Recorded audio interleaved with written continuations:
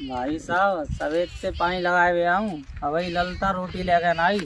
12 बज गए तो कौन तो पही है गई। काकुल नहीं लड़ाई होगी तुम बताओ। हैं काकुल नहीं होगी लड़ाई। बता ने का पानी लगा पाओ सवेरे की आई और न्यो कह रहे कि पानी लगाओ तो अभी खेतों ना परे पाओ कब गेहूँ फेहूँ बह जाएंगे वो ना पता नहीं समझ में ना आ रही। अब आए तो रज्जे जाए अंदर जाने को।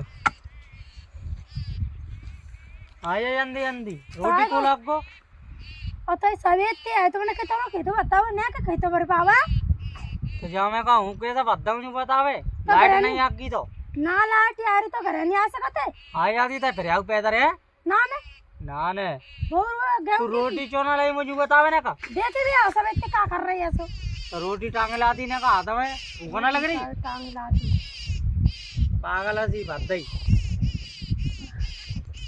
ना रोटी लेके मां ना लेके आए रो ना लेके आए रो बैठी तो हाले मूड़े बनाए थे।